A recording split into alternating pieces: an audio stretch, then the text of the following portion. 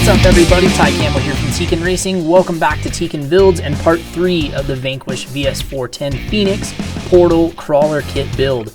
We're just about done with this guy. We just got a few things to button up, like the body and then our electronics setup. So let's get right to it. Well, got all the electronics in and soldered up. I'm gonna cover how to wire up the RX4 and the ROC 412 here in a little bit. And there's a lot of setup that goes into the servos on this truck.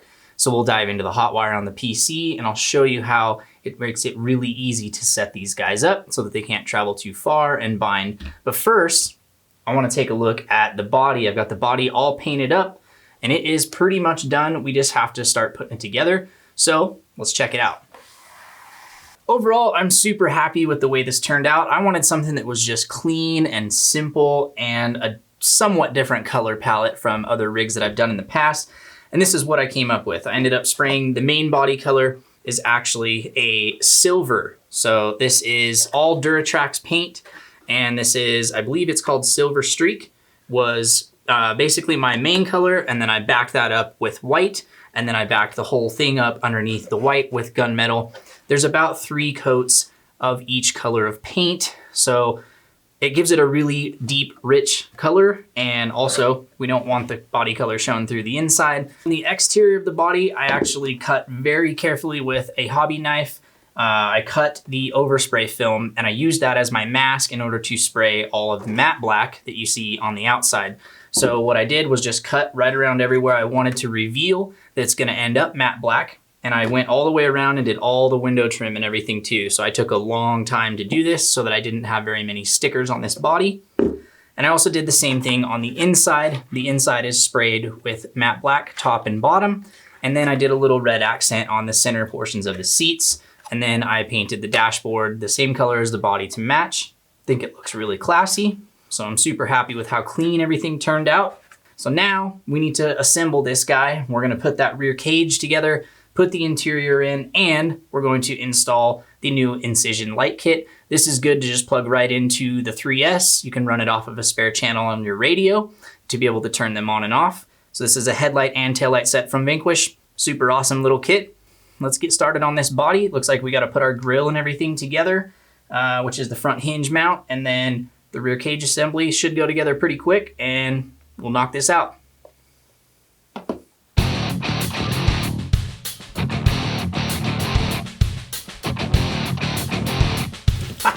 Like magic.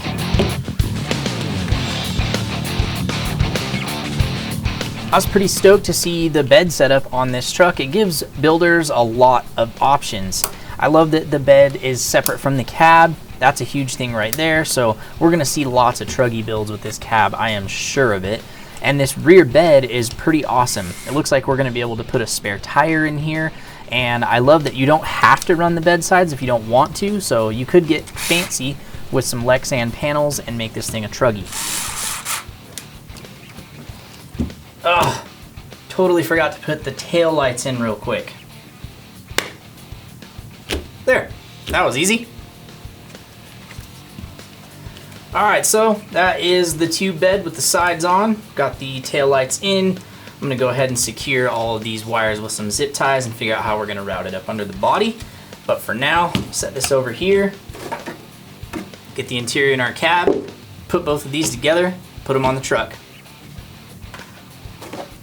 All right, so our grill is gonna go in here, and I cut this part of the body out so that we'll be able to see the radiator and the Night Customs oil cooler that I printed out. And then we also need the back piece right here. This is the front core support mount and also the front body mount that this pin goes through.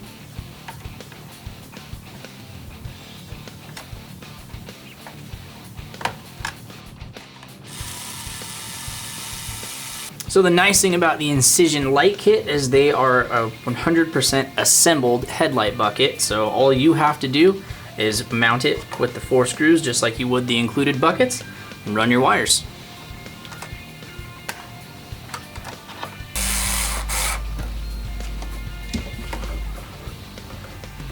Front, back, interior. Now let's mash all these together. Before we put the interior in, I gotta put the windshield wipers on because you can only reach those from the inside.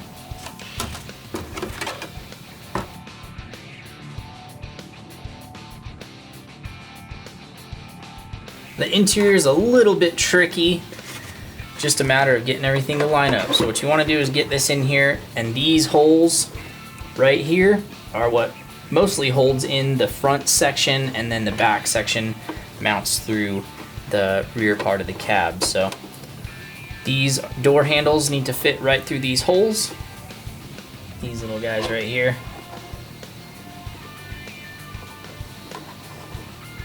And then on the inside, got this little piece.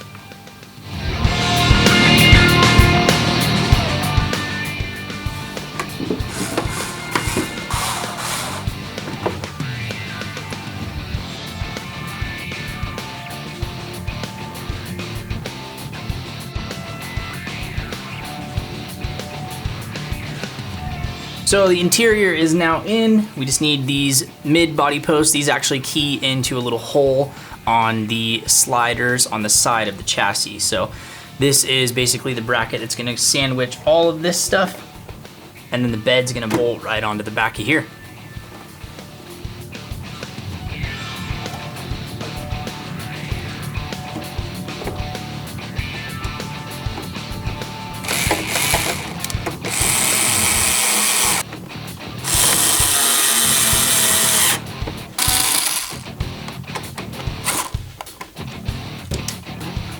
Nice. I really like this body a lot. This just really reminds me of like the Icon FJ. I don't know if you guys have ever seen that. I'm sure a lot of you have, but that's probably one of the most badass FJ builds I've ever seen, and this is pretty dang close. So I'm really excited to get this on our Phoenix, see what it looks like with some wheels under it. So let's mount it up real quick.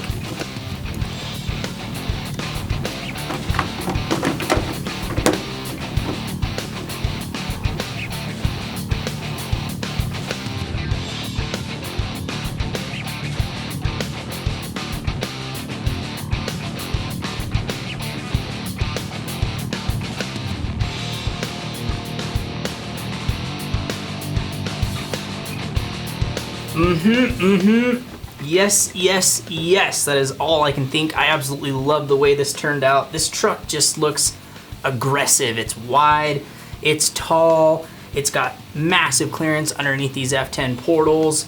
The Nittos are the perfect aspect ratio tire for this thing. I just love the proportions of all of it. It just looks really scale, and I am so excited to get out and drive it. But first, let's check out all of our electronics. I'm gonna show you guys how I set up my RX-4, how we're gonna set up the 2 shift servos so that we don't hurt anything inside the VFD twin or damage the servos from overloading them.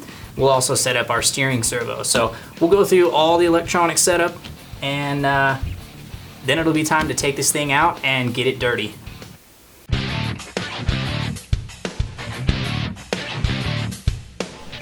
So it's electronics time. I know soldering is definitely not everybody's strong suit, but if there's anything I can offer in terms of advice, it's get a good soldering iron. I've seen cheap irons cause issues with cold solder joints, and a nice hot iron with the right size chisel tip is gonna make your life so much more easy. So I would definitely recommend wiring up the motor first before we put the ESC in. It was really tight for me to get the soldering iron down in between the two, but I did get it done. Make sure that we wire up A to A, B to B, C to C. Censored brushless systems cannot be wired any other way. You will definitely confuse the ESC, and it will just cog like crazy if the sensor wire is hooked up. So while we're soldering, we want to make sure that A, we don't melt anything, B, we get good solder joints. So you want to have a pre-tinned post and a pre-tinned wire to work with. Heat them both up, apply heat, bring them together, and they should flow within 2 to 3 seconds. Double check all the wiring once everything is soldered up before you plug your battery in, just to make sure that you don't reverse polarity anything. It'll damage the ESC and pretty much ruin your day. So here's the wiring layout on my Phoenix. It turned out fairly clean. This is as simple and short as I could keep all of my wiring. And I've got all of my servo wires over on the left side plugged into an SR515 receiver. So we've got plenty of channels to work with. And everything is running off of a Tekin 3S power cell battery. So this all looks really good to go.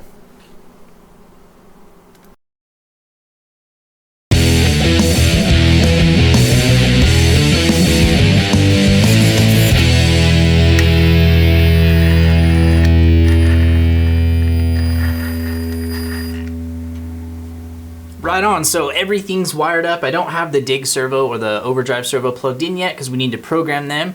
So let's go check out the switch settings on the DX5 Rugged. I'll show you what to program for auxiliary 1 and 2. And we're gonna set these up for 3 positions so that we can freewheel both axles. All right, so we're gonna do this on the DX5 Rugged, and we're gonna set up AX1 and AX2. You can also set up AX3 since it's a 5-channel radio. We're just gonna use 1 and 2 for our overdrive and our dig. So we wanna go into the menu system, scroll all the way down to aux assign. This is where we're gonna tell these channels which switches we wanna use. So make sure we're on 1.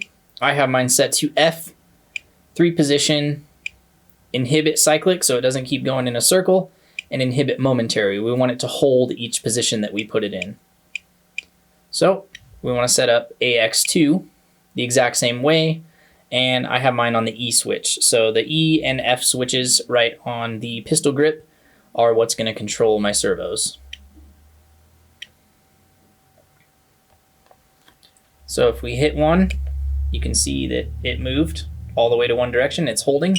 Back to center, back to positive. Same thing on AX1.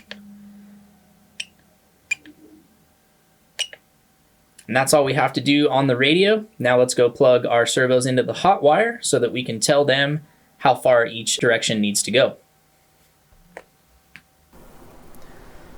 Okay, so programming the servos for the Phoenix is very important, especially the dig and the overdrive servos. So we're gonna do these one at a time. And it's best if the rig has already been powered up and the servos are already sitting at their natural center point. We're going to set these up to be 3 positions so that we have free wheel on both axles, and that actually makes it easier to set them up. So we're going to do this through the Hotwire. You can also do this through your radio, and we can cover that one in a different video if enough people want me to. It's a little bit more simple, and you just use the travel adjustment, and you basically just turn it all the way down, make sure that the servo is centered, and then start bumping it up both directions until the shift dogs engage fully. So let's do our dig servo first. We need to make sure that we've got our truck on and that it's sitting in neutral and that it can roll back and forth. That means both servos are currently sitting in the center point, which is freewheel. That's good, so they're not going to be pulling any power.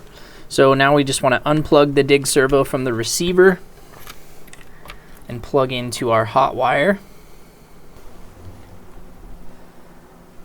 Okay, so you can see right here I already named this my dig T120. So we're going to leave that alone. I'm not going to change the feel. These don't matter. All we have to do is get them to hold the right positions. So we're going to skip all this, go straight to setup. So right now it's sitting just about in the middle. That's pretty close to the center point, close enough. So now what we're going to do is reach underneath, and we'll push the servo horn one direction. Make sure that we rotate the axle by hand and see that it's engaged. So this is fully engaged for rear drive. And you can see that it's going about 19 degrees. So our clockwise travel, we need to set to 19 degrees. Okay, now we're going to push the servo the other direction and make sure that our dig is fully engaged. You might have to rock the axle back and forth to get it to engage all the way. So it looks like about 16. We'll go 16 on our counterclockwise.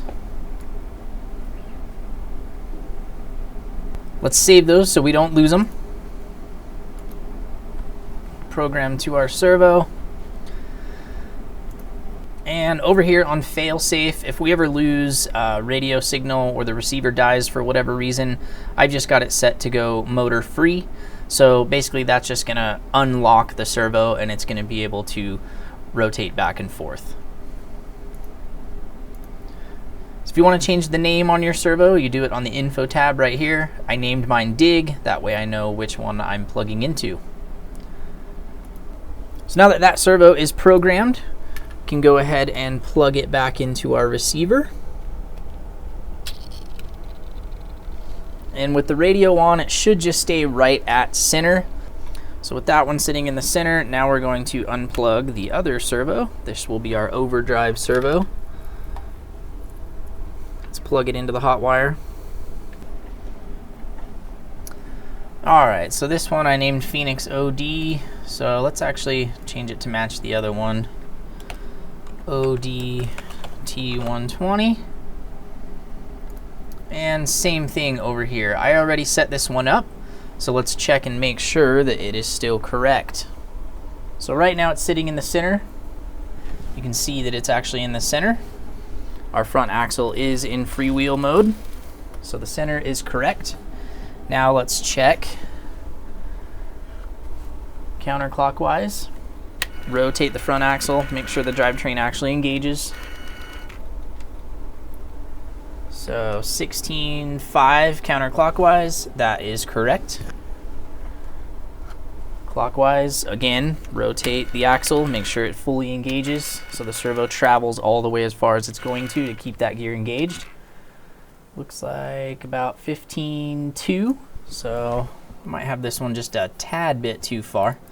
Let's back it down to 15. Write the settings to the servo. And that would be my radio going off because I haven't touched it in a minute. Alright, now let's unplug this servo, plug it back into our receiver, and last but not least, let's do our steering servo. Again, this needs to be powered up and centered before you put the horn on, and then this part will be super easy.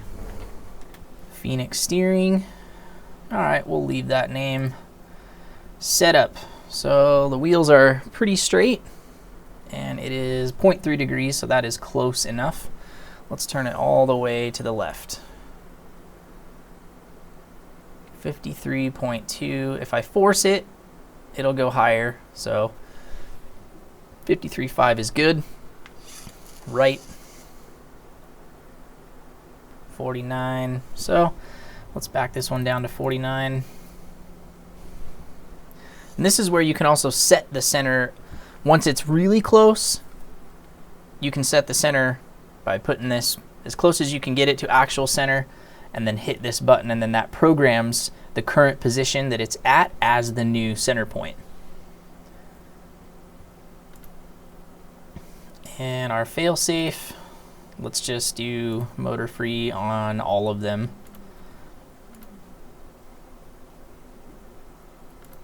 And that's it. That's programming servos on the Hotwire. Let's check our switches real quick and make sure that everything is working properly.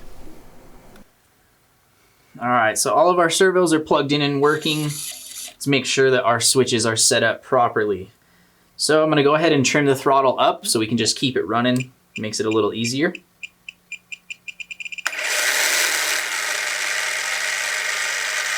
All right, so right now you can see that the front is spinning just barely faster than the rear. That's that 6.5% overdrive that's in effect right now.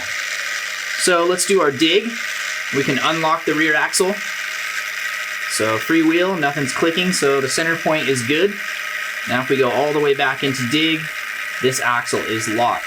So our dig servo is set up properly. There we go, four-wheel drive again. Now let's check out our overdrive servo. So if we go to neutral, yep, front axle is freewheeling, so now we're in rear wheel drive. And then let's go to 33% overdrive. Now you can see that the front is spinning a lot faster than the rear. So that overdrive is really gonna help climb into obstacles, or if we need to make a really tight turn, when the dig itself isn't enough, we can kick that front axle into basically second gear and have a lot tighter turn radius. So I did say I was gonna show you guys how I set up my RX-4, so let's go over the settings real quick. I'm going to use the Hotwire 3.0 Bluetooth, and we're gonna connect with an Android phone. So here's the Hotwire app on Android. First, we're going to check voltage cutoff. That is the cell count. It's set for 3S. The EC voltage, I leave that at 6 volts. You can bump it up to 7.4 if you want more speed and torque out of your servos. Just make sure that anything that is plugged into your receiver can handle that higher voltage. I know some light kits are only good for 6 volts. Motor direction, we have to reverse it in the Phoenix so that it spins the transmission the proper way. Fan, leave that on, otherwise you won't be able to connect with your Bluetooth. On the brake tab, our drag brake is set at 15, that's the default. Now I have the auxiliary drag brake set up on this receiver so that I can actually change it with a switch on the radio. So the 15 is the default it's at anytime you power up the rig, and then you can change it with the switch in 10% increments from the radio. Brake frequency, 750 is going to give you the strongest brakes. So the lower the frequency, the stronger the brakes, the higher the frequency, the softer the brakes. Active drag is on by default. We want to leave that on there. That's what gives you the real smooth slide into drag brake as you let off the throttle. So that's going to make it drive a little bit more like a tank, if I can describe it. As you're letting off throttle, it's going to start increasing the drag brake strength while the motor is still running on throttle. Over on the throttle side, torque at 10, we want all of it. Throttle minimum 0, that's good, that's the slowest. Basically that's the floor of your throttle, the slowest the motor will start up. So we want to leave that at 0. Neutral width 25, I like to have a little bit of a deadband on my trigger, and then I also use some expo in the radio. Reverse speed 40%, that's normally enough. You can change that up or down if you want to. Reverse delay, not in effect because we are forward 2-immediate reverse. Throttle frequency, I normally run in that 5 to 7K, and the lower the throttle frequency, the stronger the active drag brake is going to be as you're letting off the throttle. And it also changes how the motor starts up and the overall throttle curve. Throttle profile is 3, that is linear. You can go to 1 or 2 to have more of a concave profile if you want. And on the timing, we do not run anything. So that's all the settings. Once we have everything dialed, we want to go to the side menu and hit apply. I've already done that. So once they're saved, we hit this guy right here. ESC arms, you can hear it chime and go to neutral, and the Hotwire is now disconnected. We're ready to go. Man, this build is super close to being done. I did a couple extra things to the body. I mounted the spare tire in the back. I just used a 30mm M3 screw and a lock nut, couple of washers, and then the little holder from an SCX-10-2 Jeep kit. So I got the spare tire in there. I know it's gonna hinder performance. I don't care, I think it needs to be in there. It just looks like it fits nice. I also printed out the Knight Customs roll cage on the Formlabs printer. This one didn't come out perfectly. I was messing around with my keyer settings and accidentally warped it, and I broke this side of it. So I'm currently printing another one right now, and I'm gonna paint that one either black or silver. I haven't decided yet, and get that installed before we go hit the trails. I also printed out the Knight Custom snorkel for the Phoenix. Knight has a bunch of awesome parts for this. He's got roll bars like this one here in the back. He's got a bunch of interior parts. There are a couple light bar options. One of them has a snorkel integrated into that, so go check those out on my mini factory. The files are super cheap. You can print them at home. I also did the Knight Customs oil cooler up in the front. I just hit it with some silver Sharpie after it came off the printer and used some 16 gauge wire jacket, the silicone jacket that comes on the wire. I just stripped some sections off to make the actual oil lines. And last but not least, no rig is complete without a winch, or at least a faux winch. I'm a poser, I don't have a winch in this guy yet, but Jay at SOR sent me this really awesome scale recovery kit that comes with a bunch of neat little parts. It comes with a D-ring and a couple of hooks. This winch hook in the front that actually has a pin and a cotter pin that hold it onto the winch line. And then you get a few feet of actual stainless winch line to go with it. So I've got that all coiled up underneath the front of the rig right now, and I'll get a servo winch in this thing eventually. Hopefully it's gonna be a Tekin servo. So we're pretty much done for now. I will get this thing buttoned up, and the next time I see you guys, we're gonna take it out and head down to Riggins and trail run in the same place that I took the UMG. That river is awesome. There's lots of cool terrain. So I'm really looking forward to getting this thing out there and seeing what it's capable of, and finally driving it months after starting this build. Hope to see you guys on the next adventure. This is Ty Campbell. We'll see you next time.